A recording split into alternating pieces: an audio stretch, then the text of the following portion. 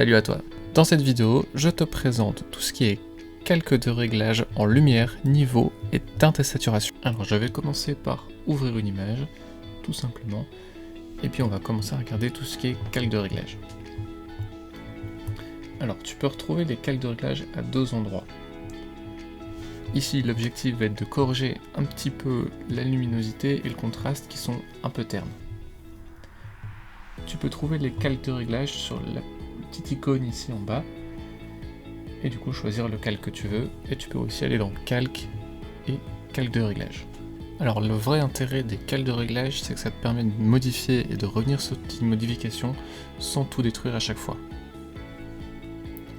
Une fois que tu as choisi le calque de réglage que tu veux, tu peux toujours retrouver les différentes propriétés dans le panneau propriétés. Si tu le perds, il faut aller dans fenêtre et propriétés. Tu peux aussi double-cliquer sur l'icône du calque de réglage. Par exemple ici, on va utiliser les pipettes pour aller chercher les couleurs les plus sombres et les plus claires dans l'image, et déjà avoir une sorte de réglage un petit peu automatique sur ce visuel. Là je vais utiliser la petite pipette noire pour aller chercher la teinte la plus sombre, donc idéalement un noir dans l'image, et on va faire la même chose avec un blanc.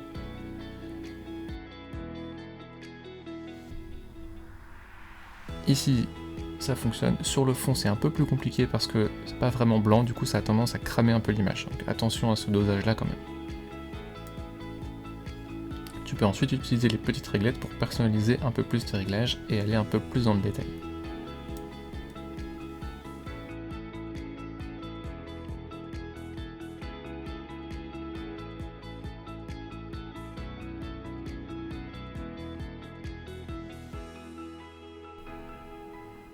Tu peux toujours faire le petit avant-après qui permet d'avoir toujours un petit contrôle de ce qui se passe. On va maintenant aller chercher un autre calque de réglage qui va être le calque de luminosité et contraste, qui va venir permettre de compléter le réglage de niveau.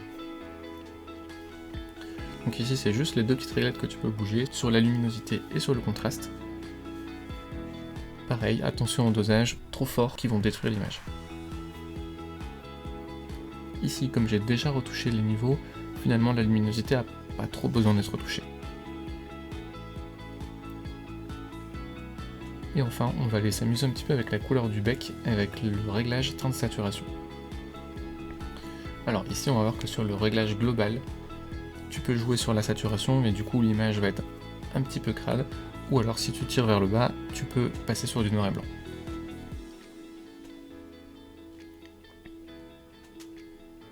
Donc ici on va rester sur le réglage standard pour l'instant pour la saturation, puisque sinon c'est un petit peu trop saturé. Ce qui est intéressant avec ce réglage là, c'est que tu vas pouvoir aller chercher un peu plus dans le détail de chaque gamme de couleurs. Donc là nous ce qui va nous intéresser par exemple c'est d'aller retoucher les rouges et les jaunes pour essayer de faire varier un petit peu la couleur du bec. Donc par exemple sur les rouges,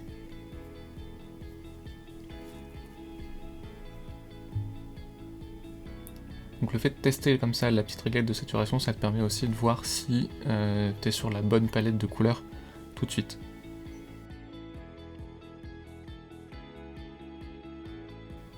Je fais la même chose sur le jaune, mais du coup on peut constater qu'il y a quand même un peu de débord et que en dehors du bec il y a aussi des couleurs qui ont été fortement saturées. Donc là l'idée ça va être de corriger ça en utilisant le masque de fusion. Alors pour utiliser ton masque de fusion, il faut que tu utilises le pinceau. Tu vérifies que tu es bien sur noir et blanc uniquement, pas d'autres couleurs, sinon le réglage n'est pas tout à fait bon. Et du coup tu vas venir peindre sur le calque qui est à droite du calque de réglage, donc vraiment sur le petit rectangle blanc. Avec un clic droit, tu peux tout simplement modifier la taille, la forme, l'épaisseur de ton pinceau. Et là ce que je fais c'est que je viens juste peindre en dehors avec le pinceau noir. Donc le pinceau noir permet de masquer et le pinceau blanc va permettre de réafficher derrière. Donc tu peux voir qu'il y a bien une zone noire qui est apparue sur le petit rectangle blanc, c'est la zone de ce qui est caché. Ce qui est intéressant aussi avec ça, c'est au-delà d'utiliser par exemple une gomme ou quelque chose comme ça, c'est que tu peux revenir dessus aussi sans arrêt, et c'est pas du tout destructif. Donc là, si j'ai fait une petite erreur, je peux revenir corriger, et je vais aussi pouvoir jouer avec les opacités de pinceau, pour avoir des choses un peu plus fines. Donc là, je fais juste le petit avant-après, finalement le réglage est assez léger, enfin la différence est assez légère. Et du coup, ce que je vais aller faire, c'est essayer de faire varier un petit peu la couleur pour voir un petit peu ce que ça donne. Là, je repars sur les rouges. Dans mon calque de teinte et saturation, je vais remettre mon réglage de saturation à 0. Et ici, je vais juste venir faire varier la partie teinte pour voir un petit peu comment ça se comporte. Alors c'est pareil, si tu fais varier Enfin, il y a certaines gammes de couleurs qui fonctionnent pas très bien de l'une à l'autre.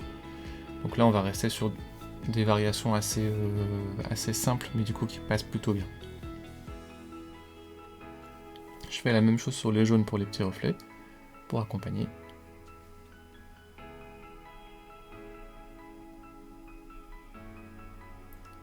Et donc là, ce que je vois aussi, c'est que finalement, dans l'œil et dans les plumes autour du bec, il restait une petite partie que j'avais pas masquée. Donc là, je m'occupe de ça pour que ce soit bien propre. Et donc finalement, on peut faire passer le bec en vert, même si c'est plus très réaliste. Mais du coup, on va aussi pouvoir jouer avec l'opacité du calque de réglage pour atténuer un peu le réglage.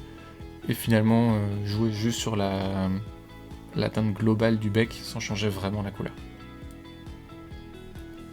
Donc voilà, dans cette petite vidéo, je t'ai montré les 3 réglages qui sont pour moi un peu essentiels sur les calques de réglage et qui te permettront d'aller plus loin après dans Photoshop.